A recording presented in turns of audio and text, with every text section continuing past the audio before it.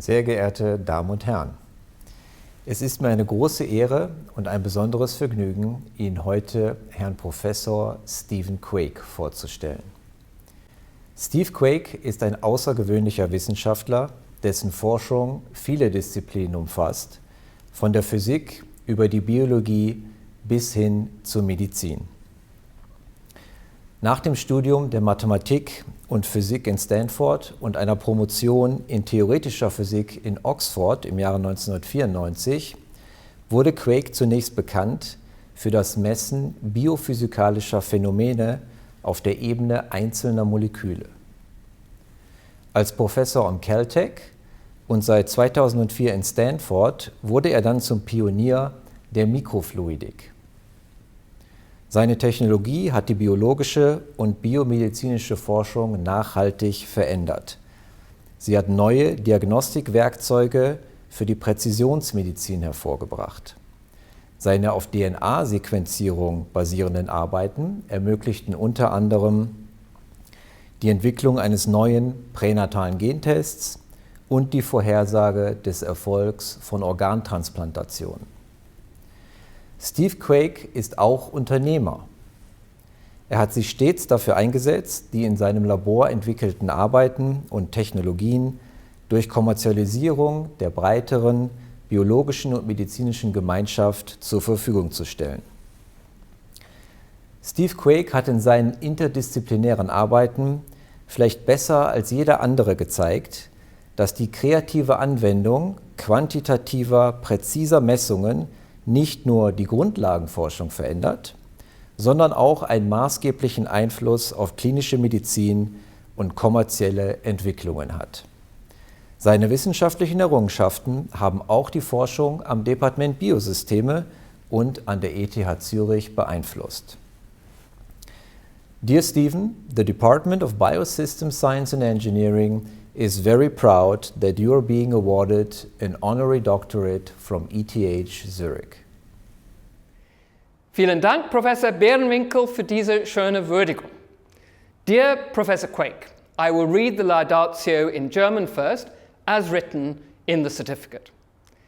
Die Eidgenössische Technische Hochschule Zürich verleiht mit dieser Urkunde Professor Dr. Stephen R. Quake für seine Pionierarbeit in der Mikrofluidik sowie seine bahnbrechenden technologischen Innovationen und seinen Unternehmergeist an der Schnittstelle zwischen Biologie, Biotechnologie, Medizin und Physik, die Würde eines Doktors der Wissenschaften ehrenhalber.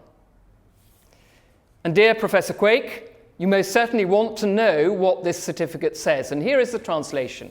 With this certificate, the Swiss Federal Institute of Technology, Zurich, awards Professor Dr. Stephen R. Quake the title of Honorary Doctor for his pioneering work in microfluidics, as well as his groundbreaking technological innovations and his entrepreneurial spirit at the interface between biology, biotechnology, medicine, and physics.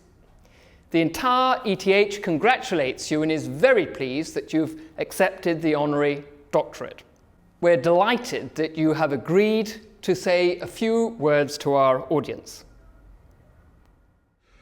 Rector Springman and distinguished colleagues, thank you for this wonderful and most unexpected honor.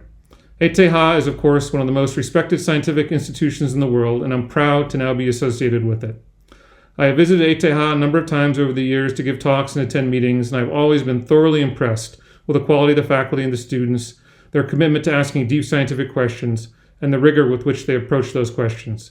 I will do my best to uphold this standard. Unfortunately, the circumstances of the world coronavirus pandemic prevent me from joining you in person, and indeed have precipitated a change in the format of this year's ETH Day celebration. Hopefully, next year we'll be back to normal. That's a thought I'm sure is shared by many. When will our lives be normal again, and what will it take to get there? I wish I knew the answers, and I wish I knew when it would happen, but I do believe it will happen, and I believe I know how it will happen, through science. It is science that will lead us to new vaccines, new therapies, and new ways to manage the pandemic and enable us to ultimately defeat the virus. We're seeing some of the first evidence of this with the exciting announcement last week that an RNA vaccine had achieved 90% efficacy in a large clinical trial. Like others, I am looking forward to seeing the actual data and understanding if the claim stands up to careful scrutiny and review, but I'm hopeful. There was other good news last week in that the FDA gave emergency use approval to the first biologic therapy to treat and control COVID infection. I'm particularly proud of that in the sense of reflected glory because that antibody was discovered by a former student of mine working with the microfluidic tools that he helped develop as part of his thesis many years ago. This is truly a triumph of biosystem science and engineering, and one that is the culmination of 2 decades of research and development by many groups. I will conclude by noting that our best hope for the future comes from young people. They have the energy, vision, and fearlessness to get the world to a better place.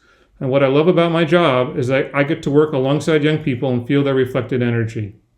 I can only hope that getting to graduate all over again today will help act as a fountain of youth and allow me to recapture some of that energy as well.